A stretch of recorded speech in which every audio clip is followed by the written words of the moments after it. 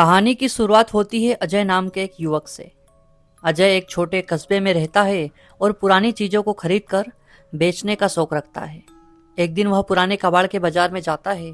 वहां उसे एक बहुत ही पुराना मोबाइल फोन मिलता है, मोटा टूटा फूटा, लेकिन किसी कारणवश उसकी स्क्रीन हल्की सी चमक रही होती है।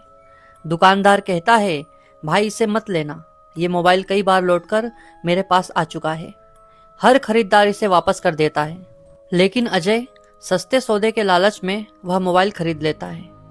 घर आकर अजय जिज्ञासा में मोबाइल ऑन करता है। चौंकाने वाली बात यह है कि उसमें कोई सिम कार्ड नहीं था, फिर भी फोन चालू हो जाता है। उसमें एक ही रिंगटोन सेव थी, आत्मा की धुन। रात को जब अजय सो रहा होता है, अचानक वह मोबाइल खुद बजने लगता है। आवाज इतनी ठंडी और रहस्यमयी होती है कि कमरे का तापमान गिर जाता है। फोन उठाने पर स्क्रीन पर सिर्फ एक शब्द चमकता है, मैं लौट आई हूँ। अजय घबरा जाता है और मोबाइल बंद कर देता है, लेकिन अगली ही रात वही रिंगटोन फिर बजती है। इस बार फोन उठाते ही उसे एक औरत की भारी टूटती हुई आवाज सुनाई देती है, तुमने मेरा फोन क्यों छुआ? ये तुम्हारा नहीं है, मैं वही रहूंगी जहां मेरी मौत हुई थी। धीरे धीरे अजय की जिंदगी अजीब घटनाओं से भरने लगी। कमरे की लाइट अपने आप झपकना, शीशे में अजनबी परछाई दिखना और हर रात ठीक 12 बजे वही रिंगटोन बजना। डर के बावजूद अजय मोबाइल में सेव फाइल्स देखने लगता है। वहां उसे कुछ धुंधले वीडियो क्लिप्स मिलते हैं। वीडियो में एक लड़की दिखाई देती है जो बार बार कह रही होती है, मेरे मोबाइल में मेरा राज है, मुझे बचा लो। जांच करने पर अजय को पता चलता है कि ये मोबाइल कविता नाम की एक लड़की का था, जो कई साल पहले अचानक लापता हो गई थी। लोगों का कहना था कि उसकी निर्मम हत्या हुई थी और उसका शव कभी मिला ही नहीं। अब अजय समझ जाता है कि मोबाइल उसी लड़की की आत्मा से जुड़ा हुआ है। आत्मा चाहती है कि उसका सच सामने आए, लेकिन जब भी अजय किसी को यह बात बताने की कोशिश करता है, मोबाइल की रिंगटोन इतनी तेज बजती है कि सामने वाला व्यक्ति कुछ सुन ही नहीं पाता।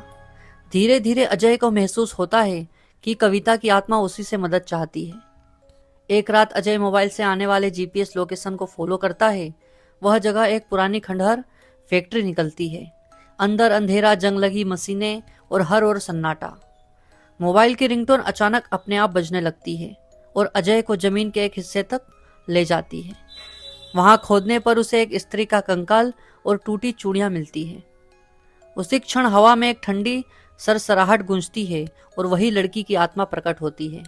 वह धीरे धीरे मुस्कुराते हुए कहती है, तुमने मुझे मुक्त कर दिया, अब मैं चैन से जा सकती हूँ। लेकिन उसी के साथ मोबाइल अचानक आग पकड़ लेता है और राख हो जाता है। अजय पुलिस को बुलाता है और मामला खुलता है कि कविता की हत्या उसी फैक्ट्री के मालिक ने की थी। आत्मा का रहस्य सामने आने के बाद वह केस सालों बाद खुलता है, लेकिन कहानी यहीं खत्म नहीं होती।